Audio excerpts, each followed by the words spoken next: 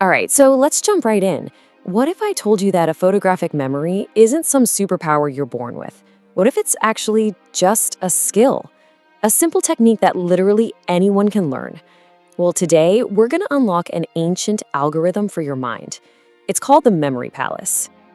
You know that feeling, right? It's just the worst. You stop, you're standing there in the middle of a room, and you're just like, ah, my memory is shot. It really makes you doubt yourself. But here's the thing. What if that entire feeling, that whole experience, is just built on a simple misunderstanding of how your brain is actually wired? And this is maybe the most important takeaway. It's not that you have a bad memory. Not at all. It's that you have an untrained memory. And believe me, that's a world of difference. It means you're not broken. You've just never been handed the user manual for the incredible piece of hardware you've had in your head your entire life. And really, that's what this is all about. This isn't just some cool party trick. It's about proving to yourself just how unbelievably capable your mind really is. It's about learning to trust your own brain again. Seriously, think about it like this. Most of us, if you hand us a Rubik's Cube, we just start twisting it around, right? And we get nowhere. We get frustrated. But those people who can solve it in like 10 seconds, they're not all geniuses. They just learned the algorithm. Your memory, it's exactly the same. It's a puzzle, and it is totally solvable. So, what is the secret algorithm? Well, it's this ancient technique, and the reason it works so well is because it speaks to your brain in the language it was born to understand. It's called the memory palace, and the whole idea is actually pretty simple. You see, our brains, they didn't evolve to remember random numbers or abstract symbols, but they are absolutely phenomenal at remembering two things: places we know really well and crazy, vivid, unforgettable images. Just look at the difference here. The stuff on the left, to your brain, that's just blah. It's meaningless data. It doesn't care about it. But the images on the right, a dragon, a celebrity, that stuff sparks emotion. It tells a story. And that is what your brain is hardwired to grab onto and remember. Okay, so how do we actually do this thing? Step 1, we've got to build your palace. And listen, this is the easy part. Just pick a place you know like the back of your hand. Your house, your apartment, maybe your walk to work. Then you just mentally walk through it in a specific order, and you pick out 52 distinct spots. Your front door is 1, the table in the hall is 2, the big comfy sofa is 3, the TV is 4. You get the idea. You don't have to memorize this path, you already know it.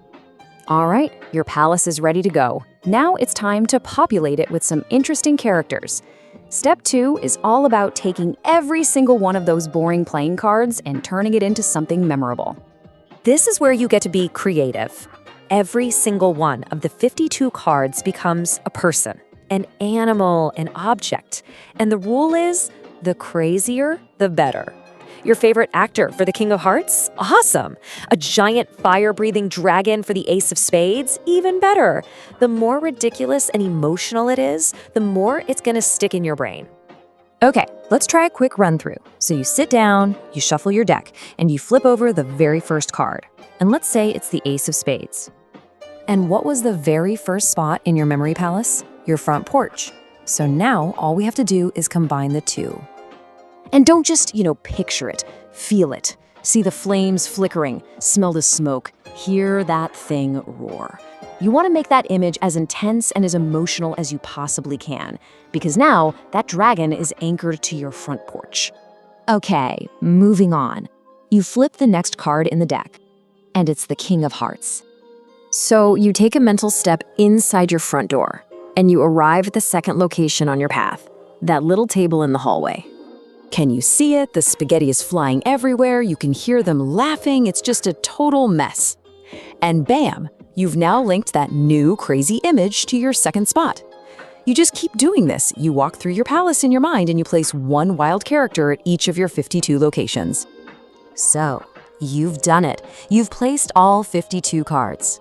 Now for the moment of truth. How in the world do you recall them all in perfect order? Well, here's the magic.